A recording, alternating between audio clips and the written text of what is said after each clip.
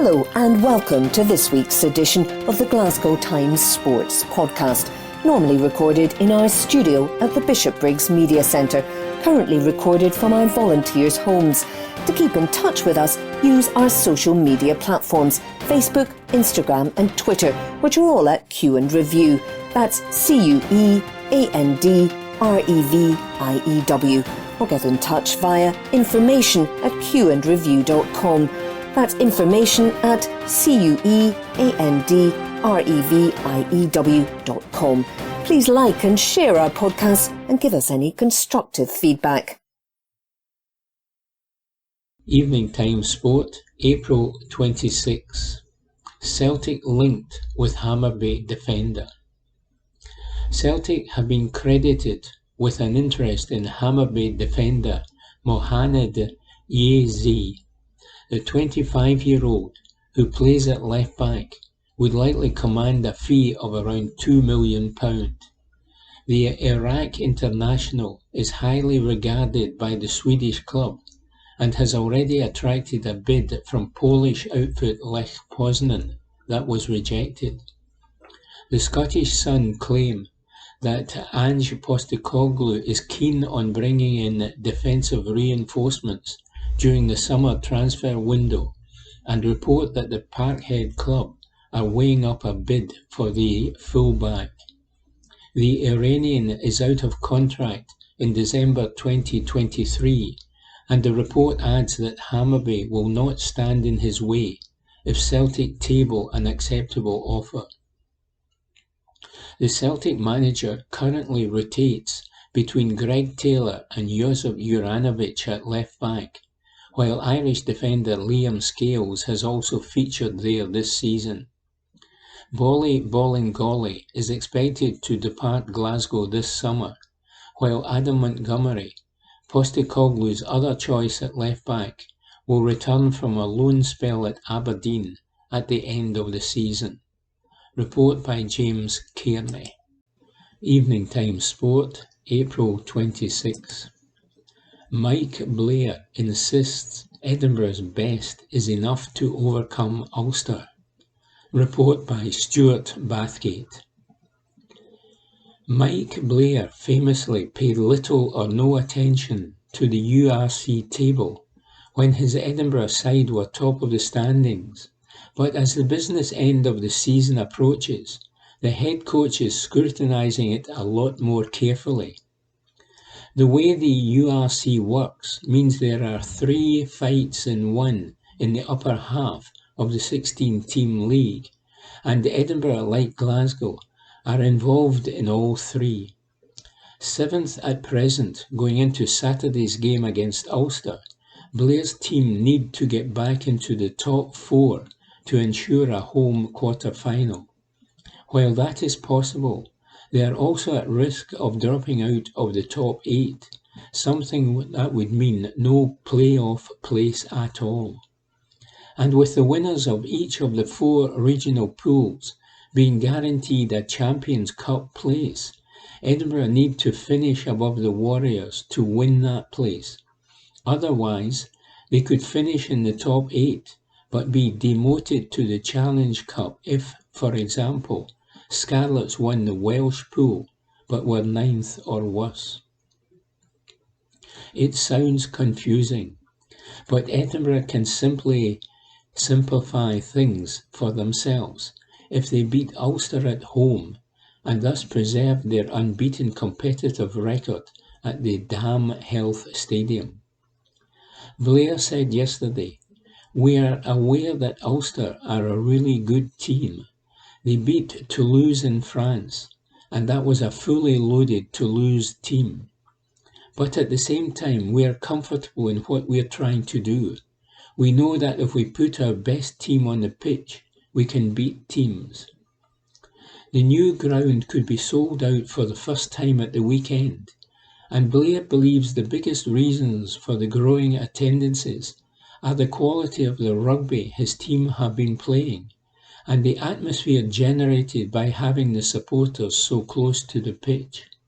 He added, "The proximity of the fans to the ground means they can feel all the hits and hear all the communication stuff. Hopefully the results on the pitch and the type of rugby we're trying to play helps keep people coming back. Scotland winger Darcy Graham is on the way back from injury, but is unlikely to feature against Ulster, although WP Nel will be available after suspension. However, Edinburgh confirmed that two other props, Luan de Bruin and Boan Venter, will be out for the rest of the season after needing surgery on the injuries they sustained in the game against Pau. Report by Stuart Bathgate. Evening Times Sport, April 26. Fraser Mann's gem of an idea around golfing apparatus. Report by Nick Roger. There are many ways to swing a golf club. Some of you may possess the smooth, nonchalant elegance of a rotation that flows to the tune of the Blue Danube.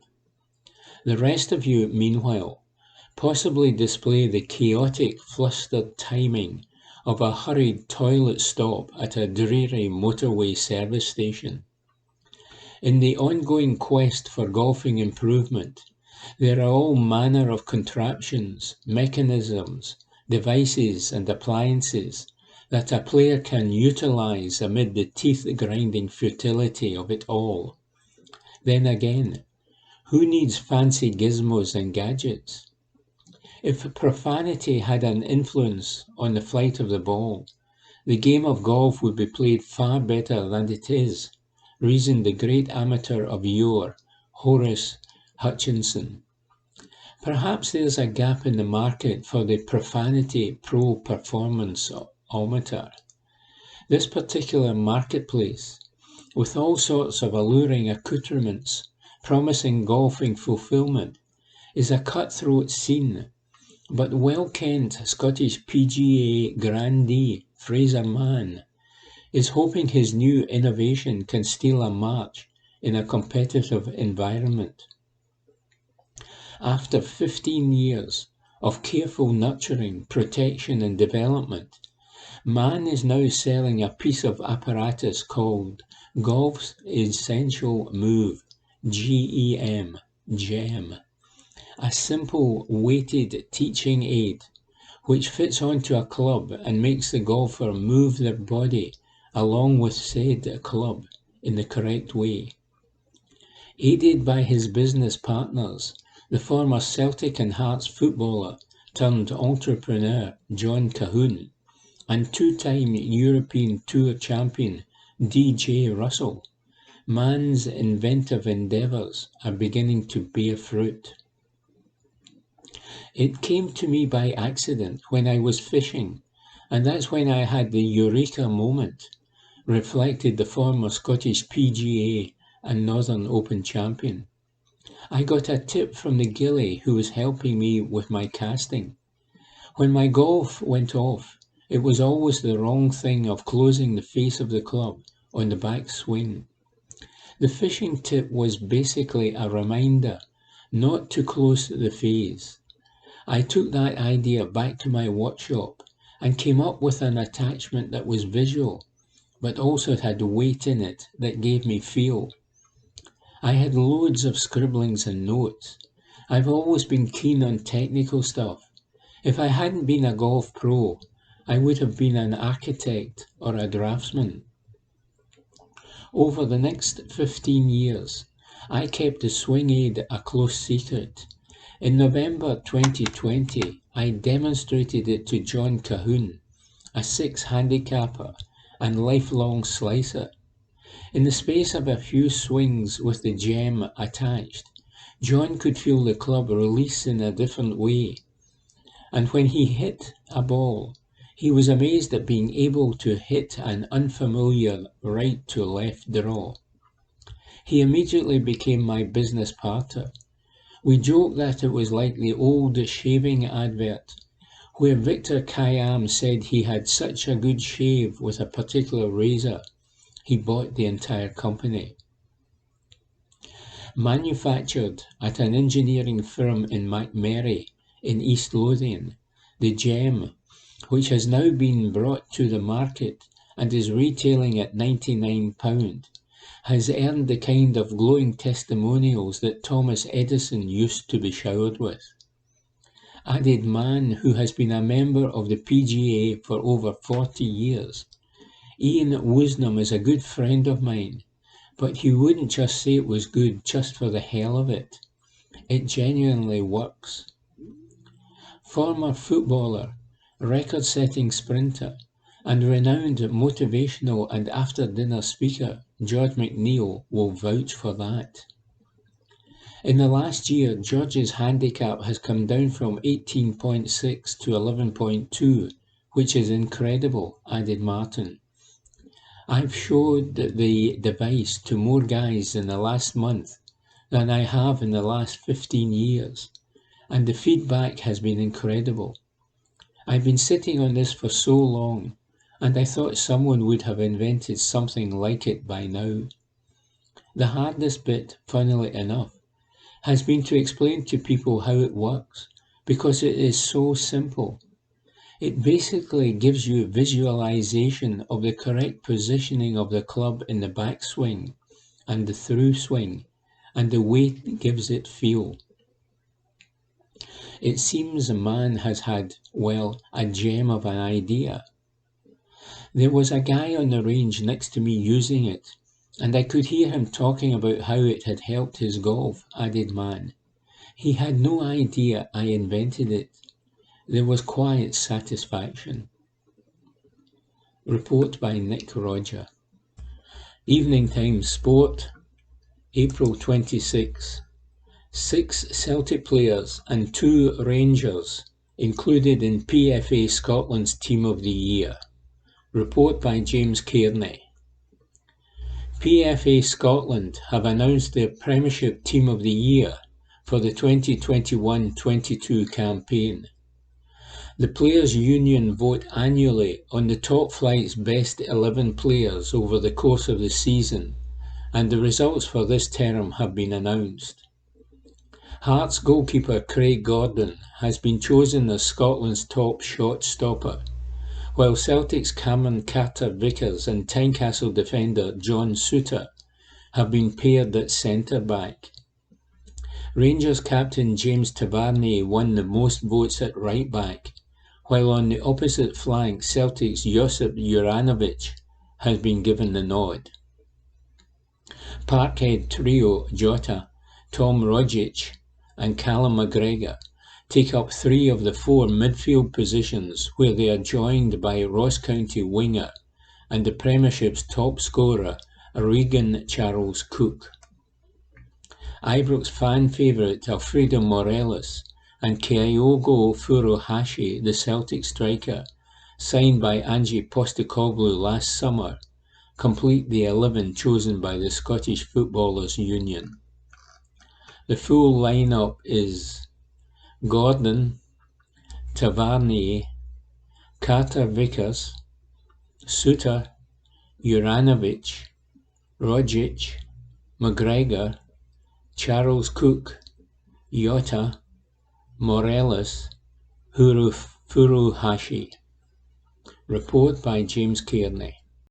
Evening Times Sport, April 26. Rangers will become national heroes if they achieve Europa League glory. Report by Ewan Payton. Chris Boyd says that this group of Rangers players have the chance to become national heroes if they make it to the final of the Europa League. Van Bronckhorst's side take on RB Leipzig in the first leg of their semi-final this Thursday. The Scottish champions travel to Germany this week before then hosting the Bundesliga giants back home at Ibrox 7 days later. Rangers have knocked out Borussia Dortmund, Red Star Belgrade and Braga to make it this far. The incentive is clear for the Light Blues. A win over the 2 legs will see them earn a place in the Europa League final in Seville on May 18 against either West Ham or Frankfurt. And should they manage to do that, Former striker Boyd reckons the players and staff should be regarded as heroes for the whole of Scotland, not just Rangers. He said, "The European run, there's been some terrific away performances, but it's been at home. If you can stay in the tie and get them back to a packed Ibrox, no disrespect to Leipzig, but we've seen better teams than them come to Ibrox and collapse basically because of the crowd. Exact same at Celtic Park. The crowd is intimidating. It will be hostile. And it only will be like that if Rangers can go over there and put on a performance that allows them a chance in the second leg. I would imagine it would be tight, cagey. It's the semi-final of a major European trophy. It's a fantastic achievement. I was fortunate enough to be part of a Rangers team that made it through to the semi-final. What I will say is that it will change a lot of these boys' lives. You've been successful, won the league the last year, and have the chance of winning the Scottish Cup. But getting to a final in Europe is something that will never leave you. Unfortunately, we were not able to get the job done. But hopefully, if this group gets through, it gives them an opportunity in the final for them to become heroes. Not only for Rangers, but for Scottish football. I don't think anyone expected to see any Scottish team back in a semi-final, never mind a final. If Rangers find a way to navigate through this, it's a fantastic achievement. These boys are potentially 2 games away from becoming, you could say it, national heroes. Report by Ewan Payton. Evening Times Sport, April 26. St Andrews set to attract record crowd for 150th Open Championship. The 150th Open Championship is set to attract a record crowd of 290,000 to St Andrews, tournament organisers have announced. More than 1.3 million applications for tickets were received by the R&A, resulting in the highest ever number of general admission tickets being issued to spectators. The previous record attendance saw 239,000 fans witness Tiger Woods lift the claret jug for the first time at St Andrews in 2000. R&A Chief Executive Martin Slumbers said, "The 150th Open at St Andrews is going to be a momentous occasion for golf, and this is clearly reflected in the extraordinary demand among fans to be part of this historic playing of the championship. We very much appreciate their passion and enthusiasm for the Open and are delighted that we will set a new attendance record that far exceeds the previous best set in 2000. First Minister of Scotland Nicola Sturgeon said, "The Open Championship is a brilliant opportunity to showcase Scotland as the home of golf on a global stage in an historic year for sport, with 5 major tournaments being hosted across 5 weeks this summer. The news that this will be the largest championship ever staged is a phenomenal feat and reminds us of the enduring appeal of golf. The event, which will welcome visitors from across the world to Scotland, will also have an extremely positive impact on our economy, businesses and tourism industry." According to an independent forecast by the Sport Industry Research Centre at Sheffield Hallam University, the 150th Open is expected to generate around £200 million in total economic benefit to Scotland. Evening Times Sport, April 27. Alan McGregor makes Rangers occasion admission ahead of Europa League showdown. Report by Chris Jack. Alan McGregor admits He is making a conscious effort to savour the occasions as he prepares for what could be his final crack at European glory. Rangers take on German giants RB Leipzig in the first leg of their Europa League semi-final and are on the brink of a shot at the silverware in Seville. McGregor missed the 2008 defeat to Zenit St. Petersburg due to injury and has played an integral part in re-establishing Rangers on the continent since returning to Ibrox. A place in the showpiece final would be another milestone moment, and the 40-year-old knows he must make the most of every game during the final stages of a glittering career. McGregor said, "It has got to be one of the most satisfying periods of my career. 3.5 years ago, I don't think anybody thought we would qualify for the groups. And then each year we have progressed. I don't know how we are going to progress next year, right enough. It has been an unbelievable achievement from all the boys and staff throughout the 3.5 years. It has been a good run. Whether it is the best or most consistent run, it probably is. I don't look back on history. It has definitely got to be up there. I never thought it was going to be happening, to be honest with you. I have said it a million times, and you just take each game as it comes. We have done well, and we deserve to be here. I am obviously glad we are here. It will be a big occasion for the club, a big occasion for the players, and we just need to go and enjoy it. Probably after the games, I try and savour it more with the fans. I don't want to say anything too dodgy here. Even after the game against Celtic at Hampden, I was walking about savouring the atmosphere. It is something that I am maybe conscious of doing now and savouring things more." Report by Chris Jack. Evening Times Sport, April 27. Aberdeen's Calvin Ramsey is the Scottish Football Writers' Young Player of the Year. Report by Frank Gilfeather. Calvin Ramsey's list of admirers grows daily, with any number of Premier League clubs south of the border ready to go to auction for him in the summer. Liverpool remain favourites for his signature, and with the teenage Aberdeen defender citing Anfield's Trent Alexander-Arnold as his leading influence, it was perhaps the biggest of hints that Merseyside might be his next destination as the England star's understudy.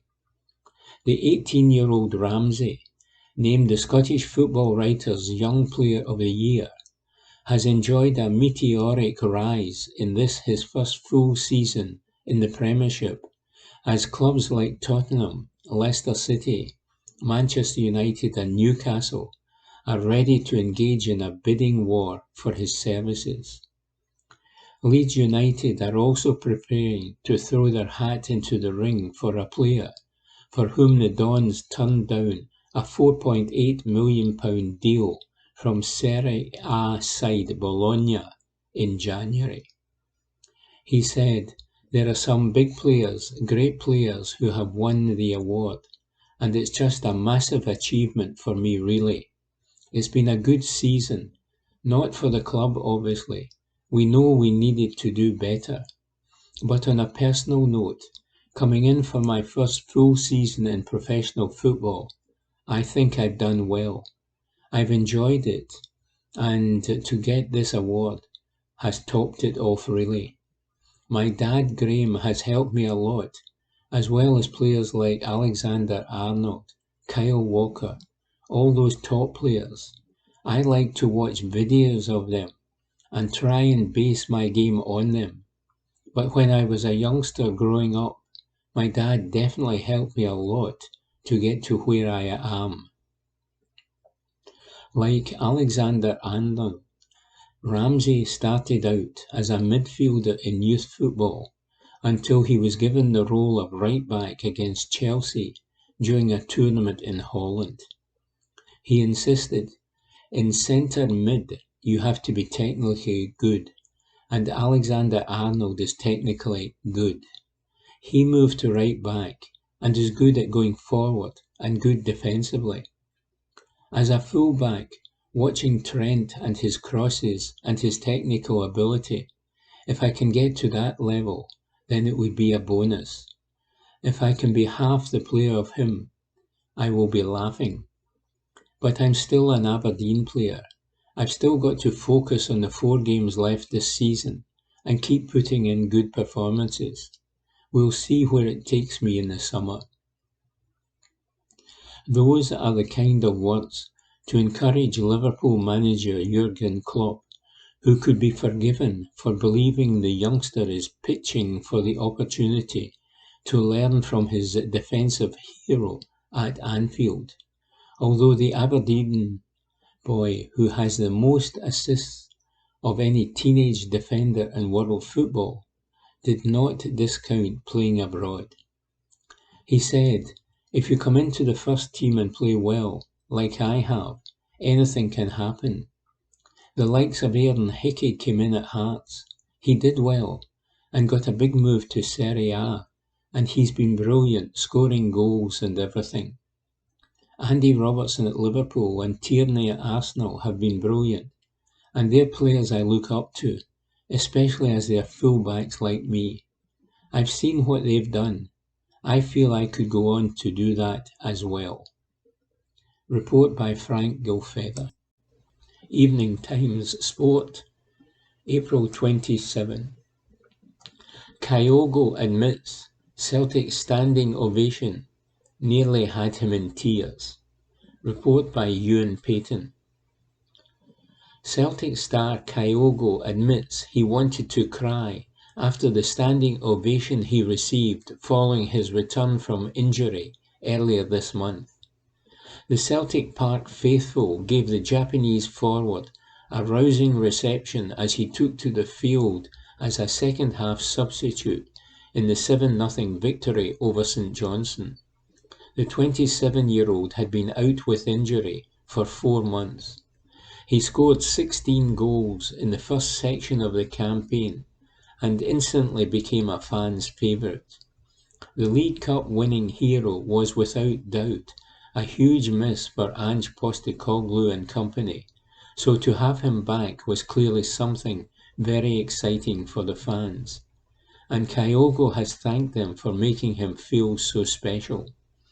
He told Celtic TV, "When I returned to the game, it was a very, very nice atmosphere. Home game, full stadium. That made me really happy. I was happy warming up before going on the pitch, with fans receiving me with a big applause. I felt the love of everybody. I was almost crying because I felt really happy. The team was really good in that game, and I just wish I could have got a goal." The striker got on the score sheet against Ross County on Sunday for the first time since 2021, and with a crunch derby against Rangers coming up this weekend, Kyogo is aiming for more. He said, "It was very nice to score the goal in that game. I have to thank Jota for the pass. I was just finishing the chance. I had other opportunities I should have taken and I should have scored, so I still have a lot of objectives to overcome. I think I can still grow as a footballer and make my quality of play better. Yes, I want to mark my game against Rangers. We want the result for the next game, and the most important thing is victory. I will work hard, and I would like to have opportunities to score goals. But again, the most important thing is to make the team have a victory. As a striker, I would like to contribute to a victory." Report by Ewan Payton. Evening Times Sport, April 27. Nordic broadcaster Viaplay seal exclusive Scotland broadcast rights. Report by David Irvin. Nordic broadcaster Viaplay will exclusively broadcast Scotland national team fixtures from 2024 to 2028. The deal, under UEFA's centralised National Association media rights sales process, will see all of Scotland's European qualifiers for World Cup 2026 and Euro 2028, UEFA Nations League fixtures, and any friendlies shown by Viaplay. The Scottish FA announced the new deal this morning and confirmed that positive initial dialogue with UEFA and Viaplay has been had over making some matches free to air under the arrangement. Viaplay will launch in the UK in the second half of this year with a broad streaming offering that combines live sports with premium original content. The SFA added in the release that broadcast arrangements for national team fixtures in both the Nations League and Euro 2024 qualifiers from June 2022 to 2024 are ongoing. An update is expected in the near future. Scottish FA Chief Executive Ian Maxwell said, "We are pleased that Viaplay recognise the value of the Scotland men's national team and look forward to them broadcasting what will hopefully be yet more successful qualification campaigns for this current Scotland side. The guaranteed income that we receive through UEFA's centralised media rights sales allows us to continue to grow the national game. The finances help us to invest in a multitude of areas, including the grassroots game, girls and women's football, coach education, and para-football, helping us harness the power of football to grow and develop the game." Report by David Irvin. Evening Times Sport, April 27. Partick Thistle reveal ground share with Queen's Park will not continue next season. Report by Ian Collin. Partick Thistle have revealed they will not ground share with any other club next season as they take steps to repair their battered pitch. The Jags have asked for their two home ties in next term's Premier Sports Cup group stage to be scheduled as late as possible after planning a full renovation of the rutted surface. The Firhill outfit have shared their stadium with Queen's Park this term as the League One hopefuls have redeveloped their home at Lesser Hampden. With multiple postponements over winter not helping, the weekly use has taken its toll on the pitch, which has been heavily criticised by opposition teams and Thistle's own players. It was branded Sunday League by Dundee United's Ian Harkis following the Tangerine Scottish Cup victory in Maryhill in February, whilst Partick winger Scott Tiffany confessed their home surface had been a factor as their title push faltered. Chief Executive Jerry Britton reassured fans last summer that the arrangement with Queen's Park would have minimal impact. However, they have now been forced to prepare for major remedial work once Ian McCall's side, who are expected to seal a promotion playoff place on Friday, have played their final home game. A statement read, "Partick Thistle FC can confirm that a full renovation of the pitch at Firhill will take place at the end of the current season, commencing as soon as it fully concludes. To help accommodate this, we have requested that our two Premier Sports Cup home group matches this summer are scheduled as our final two group fixtures. We would like to take this opportunity to thank head groundsman Alan Findlay and all his staff for their hard work all season and especially in recent months. The club can also confirm that there will be no ground sharing agreement in place with any other club for the 2022-23 season. Report by Ian Collin. Evening Times Sport, April 27. Celtic manager Postecoglou and Hearts Nielsen on Scottish Football Writers' 5-man Manager of the Year shortlist. Report by David Irvin. The Scottish Football Writers' Association have announced its shortlist for the Manager of the Year award. A 5-man nominees list has been revealed, featuring bosses from the Scottish Premiership, Championship and national team. Celtic manager Ange Postecoglou is among those in contention for the award in his first season in Scottish football. The Greek-Australian boss led a major overhaul in the summer to win the Premier Sports Cup with the club and is on the brink of a Scottish Premiership title win. Fellow top-flight manager Robbie Neilson has made the cut after a superb season with Hearts. He has guided the Jambos to a third-place spot in the club's first season back in the division. Hearts also have a Scottish Cup final against Rangers to look forward to. Malky Mackay is the final candidate from the Scottish Premiership for his work at Ross County. After a dreadful 10-game winless run at the start of the season, County have sealed a top-half finish and could even earn a European spot. Arbroath manager Dick Campbell is representing the Scottish Championship in the 5-man SFWA Manager of the Year shortlist.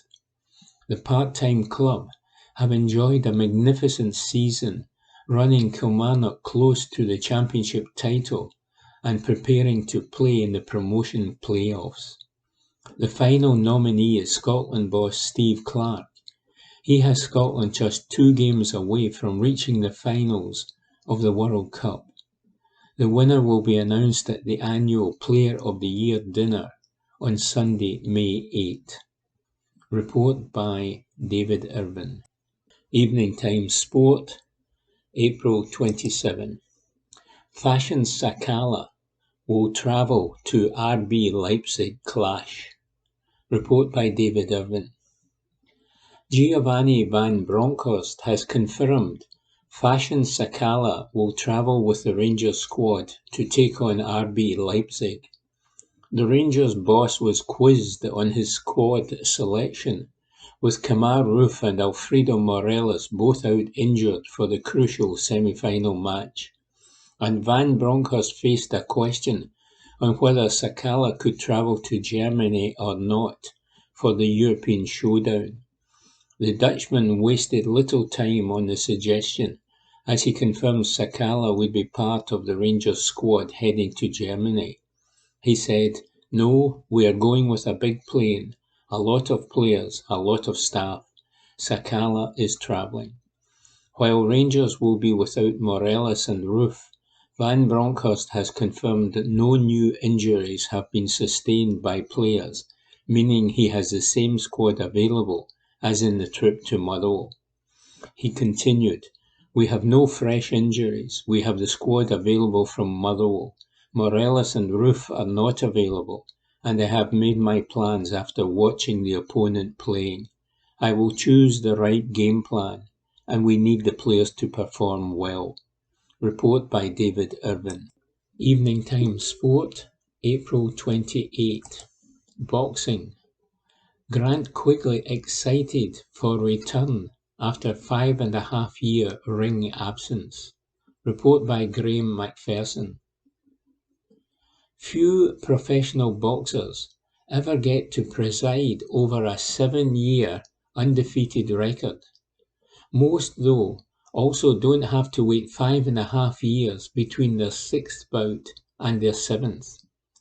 It had initially unfolded promisingly for Grant Quigley after he turned over in 2015, the light heavyweight winning his first half-dozen contests, 3 by way of stoppage. Then it started to unravel, with a raft of cancelled contests, leading to a loss in motivation, and ultimately the tough decision to step away from the sport. A spell working offshore also put paid to any prospect of an imminent comeback for the Port Glasgow fighter. Quigley admits he had no regrets in the early days about turning his back on the sport, but as the years wore on, the desire to return to the ring grew stronger. He hooked up again with longtime trainer Kenny Crichton and former manager Ian Wilson, with a view to making a comeback, only for more postponed bouts, including one last month, to again leave him frustrated. All being well though, he will finally pull back on the gloves for the first time since October 2016 as part of the St Andrews Sporting Club's tribute night to Kash Farouk, and Quigley is determined to make the most of his second chance.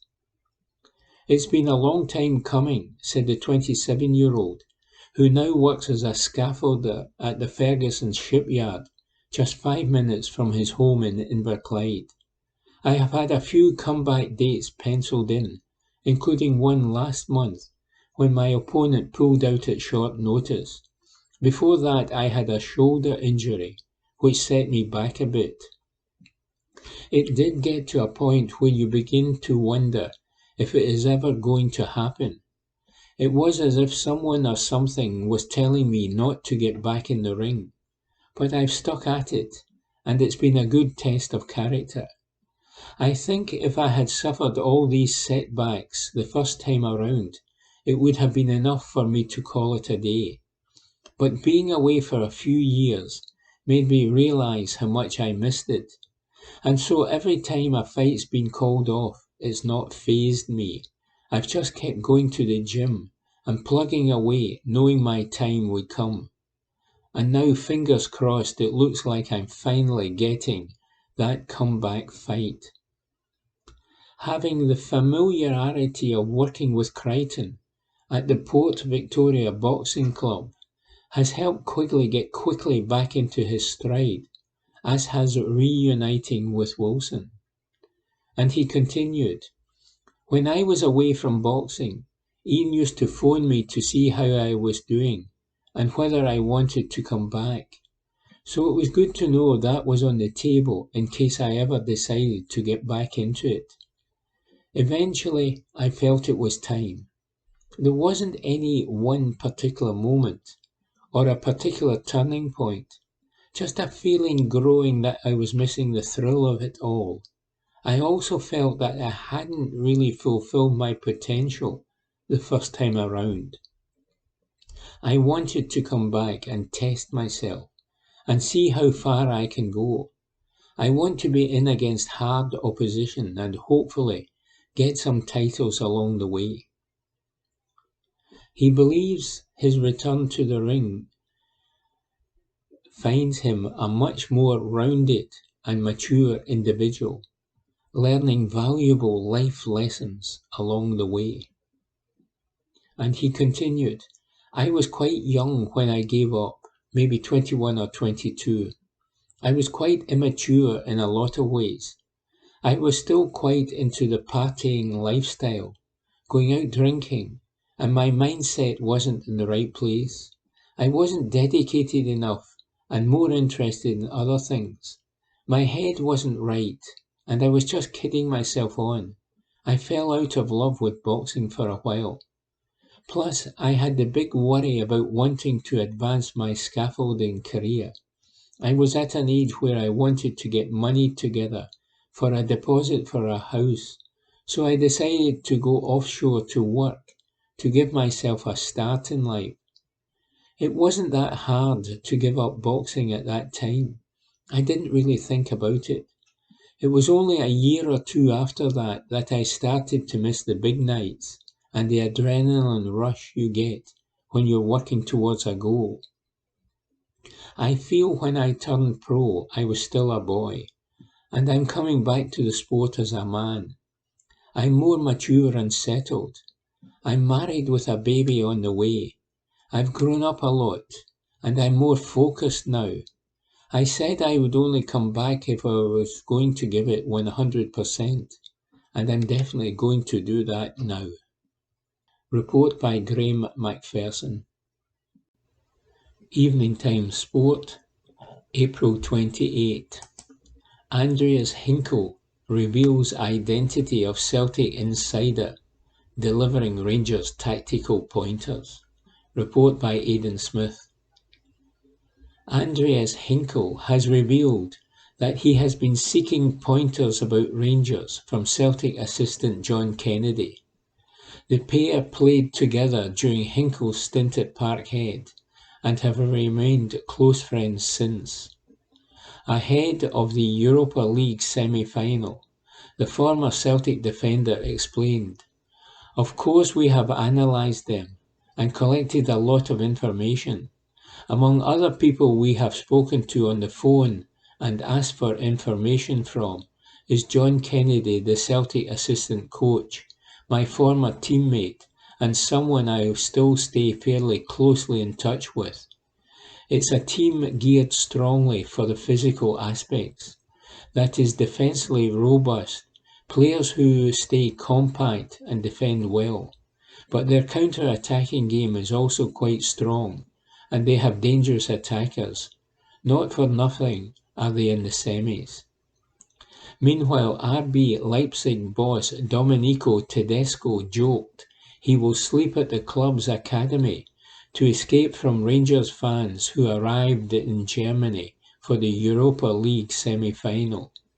It has been reported that around 7,000 Rangers fans will be in Leipzig for the first leg of the last four tie.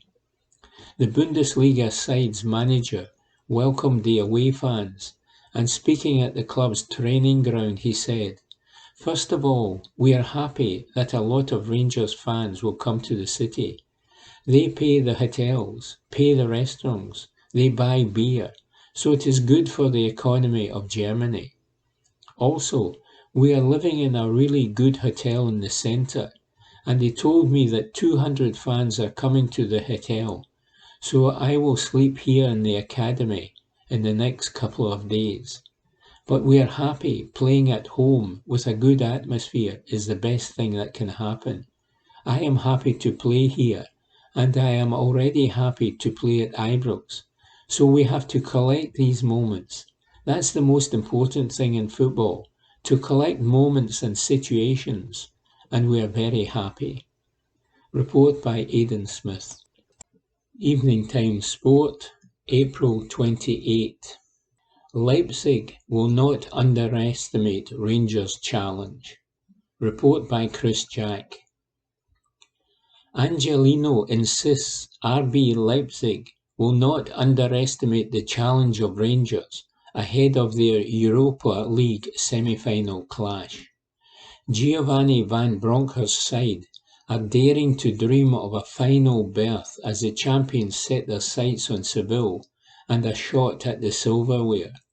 But Leipzig, who sit fourth in the Bundesliga, head into the first leg this evening with double aspirations of their own, after booking their spot in the final of the DFB Pokal. Die Roten Bullen have been in fine form under the guidance Domenico Tedesco since he replaced Jesse Marsch as boss earlier this term. And the German giants will take nothing for granted as they attempt to set up a meeting with counterparts Frankfurt or West Ham United next month. Angelino said, "It will be a tough game. Every game you play in a UEFA competition is tough. We are really looking forward to it. It's difficult. We have two players, Will Orban and Mohamed Simakan, suspended. But we have quality in the squad, and we are fully focused on the game. We are very excited to have this chance, and it will be massive for us to play the first game against Rangers in our own stadium. We are all positive, We have been doing great since coming back in January, and we are ready for the game. The fact that they're a Scottish team has nothing to do with it. When you play in a cup competition, every team is dangerous. You can always be surprised in a game like this. You cannot underestimate anyone. You see it every year in the German Cup. A team from outside the top league can beat a big team. We are ready for the challenge, and hopefully we can produce a good performance. Report by Chris Jack. Evening Times Sport, April 28. Tom Rogic explains how Postecoglou got him playing with a smile on his face. Report by Graham McGarry. Tom Rogic has counted in and counted out more managers and players at Celtic than he cares to remember. But rarely in over 9 years at the club can he have played at a higher level than he has in this team under Ange Postecoglou. Such has been his renaissance in a Celtic jersey. Rogic proudly took his place among the 4 nominees for the PFA Scotland Premiership Player of the Year award, recognition from his peers at the brilliance he has produced over the course of the season. Credit for that rejuvenation in his own personal performances must go to the player, but a large slice of it must also go to Postecoglou, who has taken a player that looked to be on his way out of the club just over a year ago and dragged the magic back out of him at the heart of the Celtic attack. Naturally, having worked with his compatriot previously when both player and manager were with the Australian national side, his Celtic teammates were trying to mine Rogic for information on their new gaffer when it became clear he would be the man to eventually succeed Neil Lennon in the summer. Beyond some tidbits, though, on the style of play he may look to employ, Rogic couldn't impart any particular knowledge on the man, with every player under his guidance being treated in exactly the same manner. That has continued at Celtic, and Rogic cites precisely that reason to explain how Postecoglou has managed to wring the best out of him, and also the collective transforming their fortunes from the ragtag outfit that shambled over the finishing line in second last season to a team standing on the verge of a remarkable title triumph. Said Rogic, I have been at Celtic a long time, and I have seen a lot of players come and go. There was a lot of work to do from where we were at the end of last season to where we are now, an enormous transition, and probably the manager deserves the most credit for that. He has got us playing a really exciting brand of football that everyone has bought into, and everyone is working extremely hard. It could be any number of players who are here for this award. I guess, naturally, the other players asked me about him. I have worked with the manager for a number of years in the national team, and I knew him well enough to a certain degree. Once you have experience working with him, you know that he treats everyone the same. There's no preferential treatment to anybody.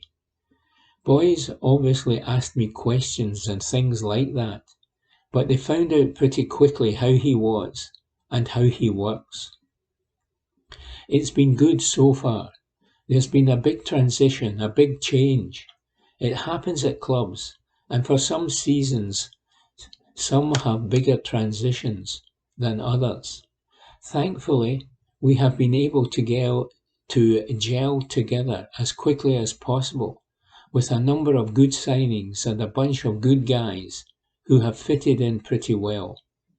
I guess I am no different to anyone else in the team, and from a player's point of view, the manager plays a brand of football most players would want to play in and enjoy. He's been great. I worked with him for 4 or 5 years in the national team, but obviously, in international football, You don't get the time to work together day to day, and that's a new aspect I have really enjoyed this season, experiencing those challenges and the intensity of work under him every day and striving to be the best you can be. He really challenges everyone at the club to do that each and every day. You never know what is going to happen in football. I'd say I had an idea to a certain extent how we were going to go about our business, but it's a funny game and things do not always work out the way you plan. It's been a really collective effort, and all of the players, along with the manager and the coaching staff, have brought some success and hopefully some more in the future. The incredible turnaround in Rodgic's own fortunes mirrors that of his teams, with the man the fans call the Wizard of Oz reportedly ready to follow the yellow brick road to the riches of Qatar last season. He wouldn't comment on that specifically when asked, but did admit that last term was a difficult one for him and for everyone at the club. He said, "I think there are lots of stories all the time. I cannot control speculation, it's out of my control. That's just how football is. Did I feel that I wanted to leave? Not really. I can't control what people are thinking on the outside. I'm a pretty relaxed guy, and that wasn't on my mind at all, to be honest. Football works in funny ways, and I think sometimes people get too high when things are going well, and then they get a little carried away when it's not going so good. So it's not been on my mind. I have enjoyed the season thoroughly. In spells, I have probably played some of my best football, and physically it's probably the best I have felt for a long time. It's just been nice to be out on the pitch every week and enjoying playing football with a smile on my face again." Report by Graham McGarry. Evening Times Sport, April 28. Scotland fans could miss 2 Nations League games due to TV blackout. Report by Ewan Payton. Scotland supporters could face a TV blackout for 2 of the country's Nations League matches in June. The Daily Mail report that Scotland's matches against Armenia and Ireland may not be televised. The report states that Channel 4 have agreed a new deal to showcase England's Nations League games in June. However, the broadcaster have opted not to air any Scotland matches. Sky Sports currently hold the rights to broadcast Scotland matches, but this deal ends following the conclusion of the World Cup play-off games. Scotland face Armenia in Yerevan on June 8 and Ireland in Dublin on June 11. It follows the announcement on Wednesday that Scotland's World Cup and Euro qualifiers will be broadcast exclusively on Nordic subscription service Viaplay from 2024 to 2028. Report by Ewan Payton. Evening Times Sport, April 29. Gareth Murray daring to dream as Glasgow Rocks gear up for playoff. Report by James Kearney. After a 2-year absence, Glasgow Rocks are once again involved in the BBL post-season.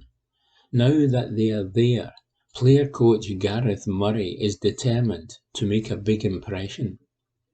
Scotland's sole representative in the BBL will tonight host Sheffield Sharks, the league's second-place side, in the first leg of the playoff quarter-finals, before making the journey down south for the return fixture on Sunday.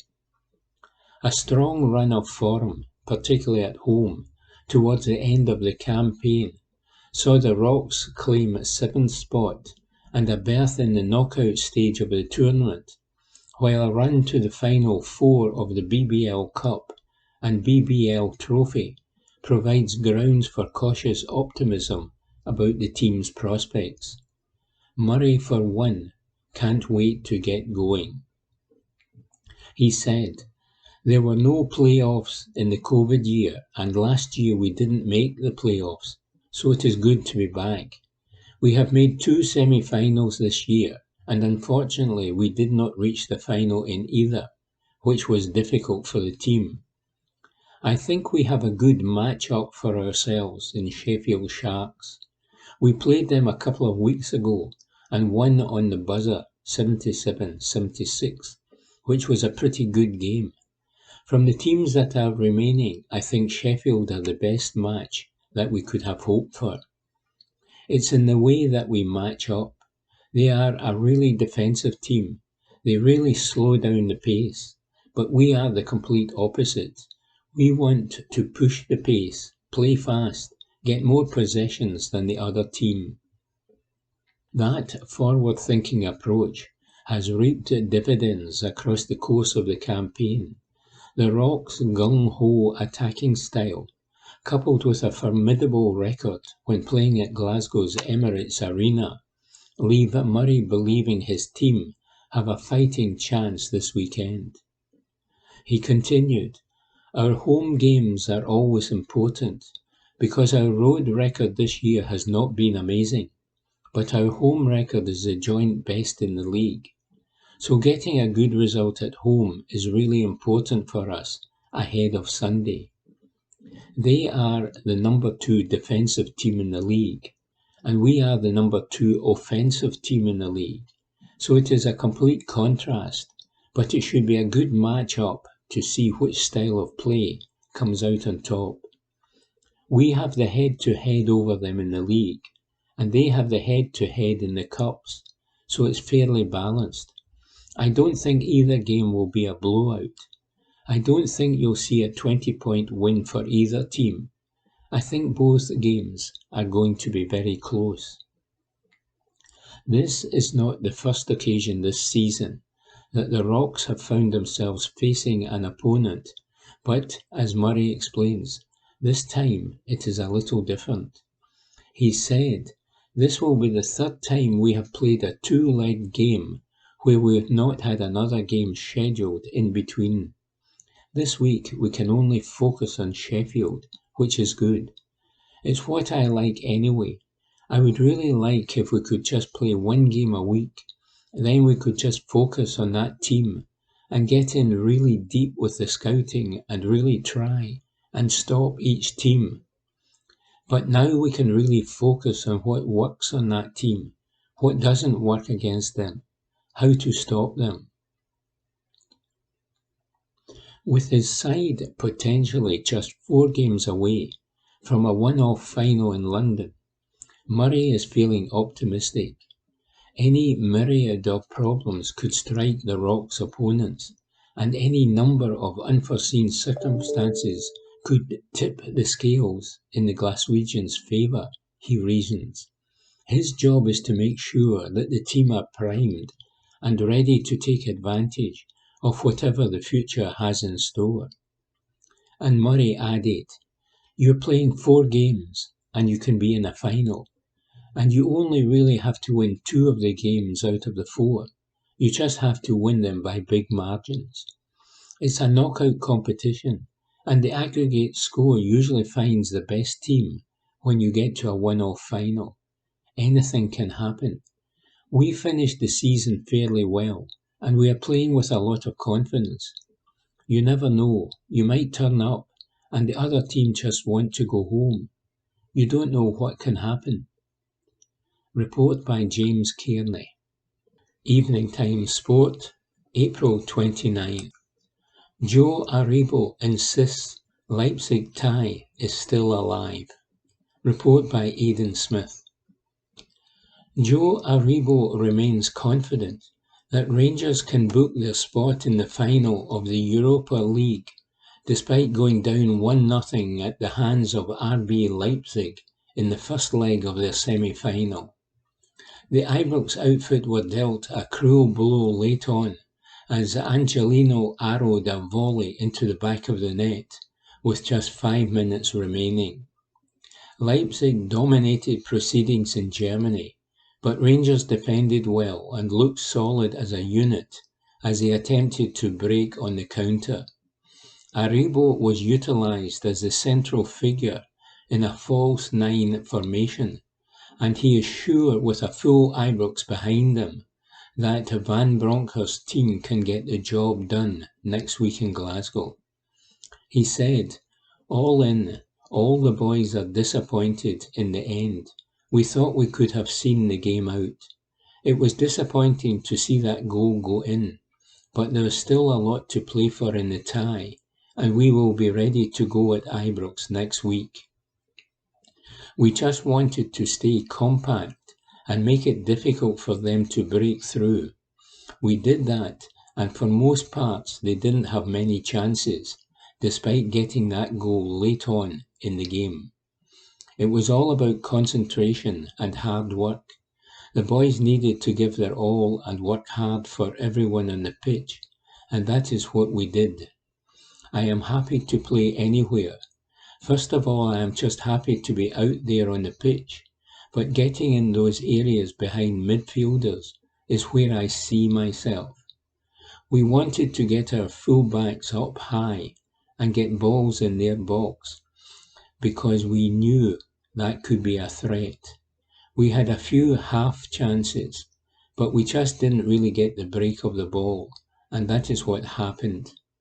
We will listen to what the boss has to say and take on the pointers he wants us to do in order to get the result and win the game. The tie is still alive.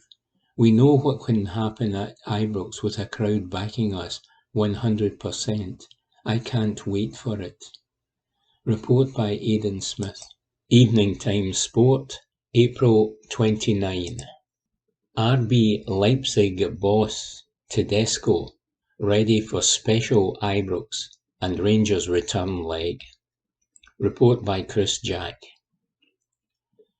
Domenico Tedesco is relishing the chance to finish RB Leipzig's Europa League job at a special Ibrox next week. The German Giants will take a 1-0 lead into the semi-final second leg, following a narrow victory on home soil. Angelino netted the only goal of the game to put Leipzig in control of the tie and within touching distance of a place in the final. But Tedesco knows his side will have to rise to the occasion once again as they prepare for an Ibrox onslaught from Rangers in the return fixture. Tedesco said, "We expected it like this. Playing like this was one option for Rangers. When teams come here to Leipzig, they try to defend deep and compact, and you have to handle this. It is very important not to lose the head. With Kent and Aribo, they have good guys, and Ibrox can be a different game. If they play like this, it's 0-0, and they need a goal, so they have to open up. We are not looking forward with fear, but happiness. It is a pleasure to play in such stadiums with great atmosphere. I think Ibrox is special, and we are happy to be there in 1 week." Report by Chris Jack. Evening Times Sport, April 29. Van Bronckhorst quizzed on Rangers squad availability for Celtic clash. Report by David Irvin. Giovanni Van Bronckhorst has explained he is still unsure if any of his injured players will return for the Celtic clash this weekend. The Rangers boss was missing Aaron Ramsey and Kemar Roofe last night, alongside long-term absentees Alfredo Morelos and Philip Helander. And he's admitted he's not sure whether Ramsey or Roofe will make it back to fitness for the weekend. Rangers travel to Celtic Park on Sunday on league duty, looking to close the gap to 3 points at the top of the table. Quizzed on the Rangers squad availability for the match, Van Bronckhorst said, "We will do our recovery session today and then fly back. Today is very important to recover well and make our plans for Sunday. It is still too early to tell who will play or who will not. Our focus is now on Celtic. We will recover and prepare for the game on Sunday. The belief is there. We will go there to get a good result. Yesterday, the approach was to bring a good result back to Ibrox. Sunday, we have to go all out and do everything for the win. Report by David Irvin. Evening Times Sport, April 29. Ryan Jack makes Rangers mixed emotions admission. Report by Chris Jack.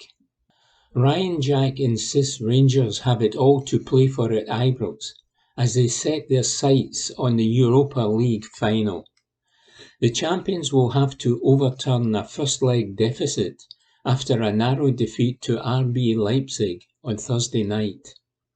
Boss Giovanni van Bronckhorst issued an Ibrox rallying call as he backed the home crowd to inspire his side to a spot in Seville. And Jack knows Rangers can take to the field with confidence second time around, after a late Angelino effort proved to be the difference in Germany. Jack said, "There are mixed emotions after that.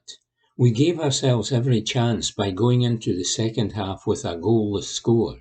Then we got undone by a set play, which is disappointing. But it's still all to play for, as far as we're concerned. And that's the mentality we'll take into next week, going into the game at Ibrox with our fans behind us. We've done it before, and we're excited to try and do it again. I wouldn't say we'd have taken 1-0 before the game. When we go into games, we always expect to compete. We came into it thinking we could get a better result than we did, but it's all to play for. We've been in the situation before of being 1-0 down, and we've turned it around. We know how tough the task will be, but we've kept ourselves alive, and with that crowd behind us next week, anything's possible." Evening Times Sport, April 29. James Tavarny pained by RB Leipzig defeat. Report by James Kearney. James Tavarny admits that Angelino's late strike for RB Leipzig was a painful moment for him and his teammates, but the Rangers skipper is adamant that his side can turn things around in the second leg at Ibrox next week. Van Bronckhorst's men defended bravely in Germany before shipping a spectacular late goal with 5 minutes to play. The two sides meet for the second leg in Govan next week, and Tavarny believes he saw enough from his team's performance to give him hope of reaching May's Europa League final in Seville. He said, "I thought we were solid throughout the game.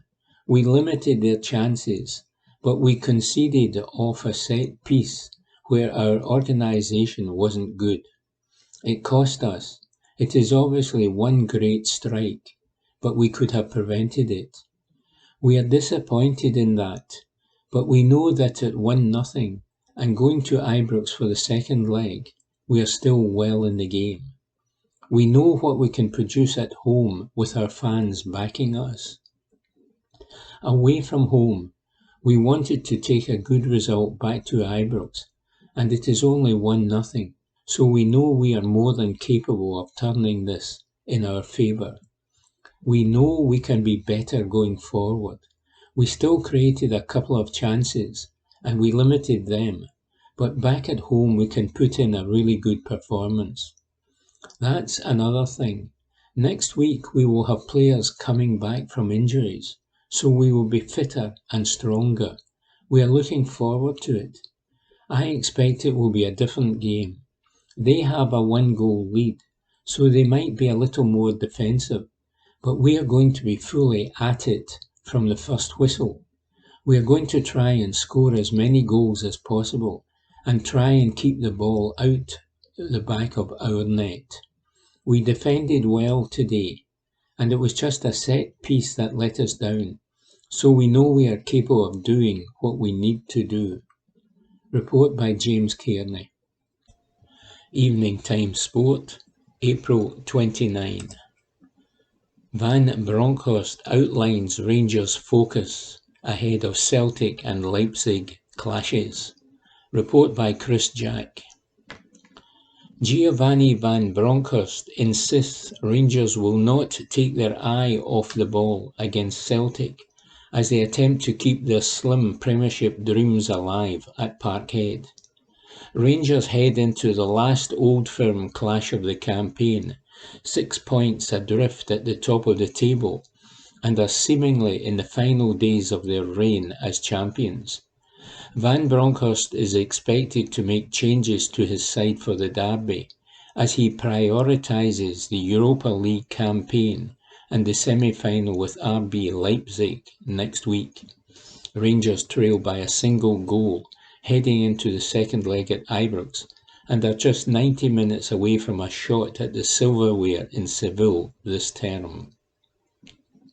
The hunt for European glory must now take precedence for the light blues, but Van Bronckhorst is determined to build on the recent win at Hampden as he seeks another Celtic scalp on Sunday. Van Bronckhorst said, "Well, of course it was a big result for us to reach the cup final. All we can do is prepare well and show we are 100% on Sunday. Of course we have the belief.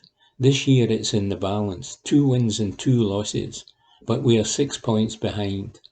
They have the advantage, and we have to make sure we do everything we can on Sunday to get the difference back to 3. Otherwise it will be very difficult for us to become champions. I think what I have seen in those months that I have been here is the focus and the preparation towards games from this group has been amazing. To be involved in Europe so far in the season, and to every week prepare for only 2-3 days for a game, I think the players have done really well. It is a hectic schedule.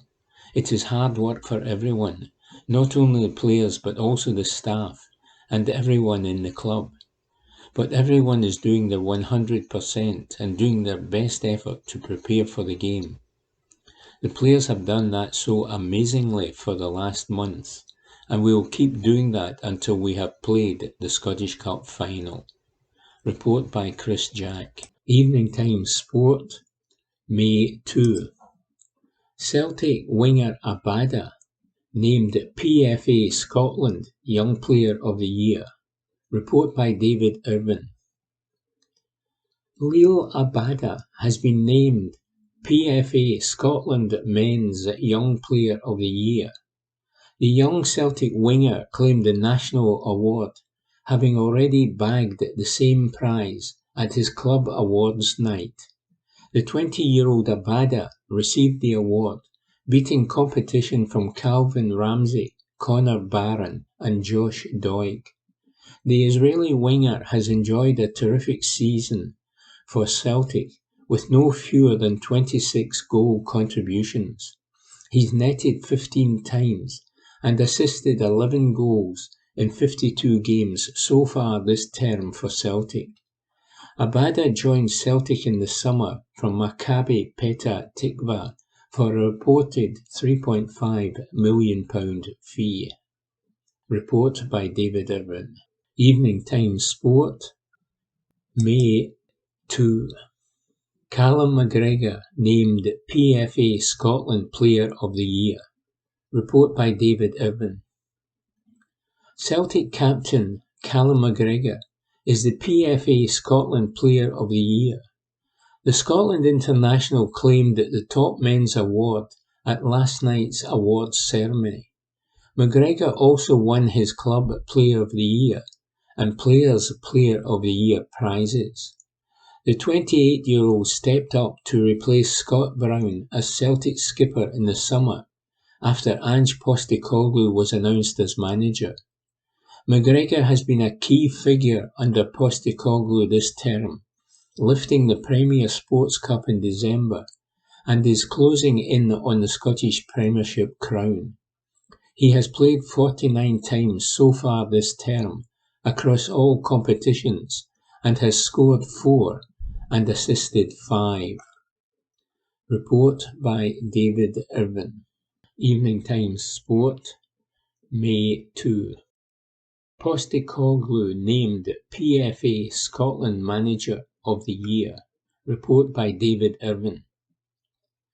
Ange Postecoglou has been named the PFA Scotland Manager of the Year. The Celtic boss was awarded the end-of-season gong, beating Malky Mackay, Dick Campbell and Paul Hartley to the prize. The Greek-Australian boss has Celtic on the brink of a Scottish Premiership triumph, sitting 6 points clear at the top of the table with 3 games left. Postecoglou also guided his side to a Premier Sports Cup victory at Hampden in December. PFA Scotland announced Postecoglou as the recipient at an awards dinner in Glasgow. Celtic are now 29 league games unbeaten under Postecoglou after a 1-1 draw with Rangers at Parkhead yesterday. Report by David Irvin. Evening Times Sport, May 2. Postecoglou responds to unassailable lead talk with ultimatum to his players. Report by Matthew Lindsay. Ange Postecoglou has called on Celtic to wrap up the Scottish title in style after watching the champions-elect survive a late Rangers fight-back at Parkhead yesterday. A first-half Jota strike put the Cinch Premiership leaders in front, and they dominated the match against their Ibrox rivals. However, Fashion Sakala levelled for the visitors in the second half, and Van Bronckhorst's team were unfortunate not to take the lead in the closing stages. Joe Hart denied Scott Arfield with a brilliant save, and Sakala hit the right post with a shot after bursting through on goal. Celtic, who have a vastly superior goal difference to their nearest challengers, are 6 points clear with 3 matches remaining against Hearts, Dundee United and Motherwell. Postecoglou refused to accept the Glasgow Giants' lead is now unassailable, but he backed his men to close out the Scottish title with a flourish in the next fortnight. He said, "I don't know about unassailable, but we are in a strong position. We have 3 games to go, 2 of them at home. We have been so strong at home all year, including today. We didn't lose. From our perspective, it gives us a great opportunity to take advantage of the position we are in. The thing with us, we don't want to sort of just get there. We want to finish strong, and we have 3 games to do that." It was a tense game, which you would expect with so much on the line, and the consequences of the result either way. We scored and had some great chances to go 2 or 3 up, but didn't take them, and to Rangers' credit, they fought their way back into the game, and once they scored they got a bit of momentum. They had nothing to lose, so they were going to throw men forward and put us under pressure, but the boys still showed their resilience. Joe has made a couple of great saves, and we got a result out of it. I think a draw was fair. I am sure they feel they could have won the game. I feel we could have won the game, but I don't think one side dominated in totality. It was a bit of an arm wrestle, which you kind of expect when there is such massive consequences on the outcome. Report by Matthew Lindsay. Evening Times Sport, May 2. Willie Miller would not envy Aberdeen boss if he has to replace Ferguson and Ramirez. Report by Darren Johnson. Aberdeen legend Willie Miller admits he would not envy boss Jim Goodwin if he has to find replacements for Lewis Ferguson and Christian Ramirez. The pair have carried the goal-scoring burden for the Dons this season, with 16 goals apiece, but might not be at the club next term. Scotland international Ferguson is likely to be the subject of intense interest from clubs this summer, while Ramirez has been linked with a return to America amid suggestions he has not settled in Aberdeen. Their form in front of goal is one of the few positions in a season that is ending with the Dons in the bottom six of the Premiership. Miller said, "You would have to wish Goodwin well in getting two players that can do the same as these two next season. Ramirez with the goals he's scored, and Ferguson from a midfield area. If he can recruit better than that, then I think that's a magnificent job. It is about recruitment and bringing in players that are better than what he's got here. Looking round the squad, I think it's reasonably talented, but it lacks in certain areas, and it certainly lacks defensively. I think Joe Lewis has come back onto a game, although there are doubts over his future at the club. There has always been an issue in scoring goals. Despite Saturday's 1-0 victory over Dundee, a result which effectively made Aberdeen safe, Miller admits watching Aberdeen this season has been tough. He added, "It takes that pressure away, but let's face it, it's the bottom six. At least with that pressure there is something to play for and some excitement. The Aberdeen's fans stay right to the end. I don't know if they're getting used to these types of performances, or if they are nervous and actually applauded the team and the lap of honour was had. For me, if you are Aberdeen, and you're in the bottom six, it's depressing. If you're going into these games and playing against the bottom team, and just manage to get over the line, it's not a good sign." Report by Darren Johnston. And that was this week's Glasgow Times Sport podcast, normally recorded in our studio at the Bishopbriggs Media Centre, currently recorded from our volunteers' homes with the publisher's kind permission. Thanks for listening.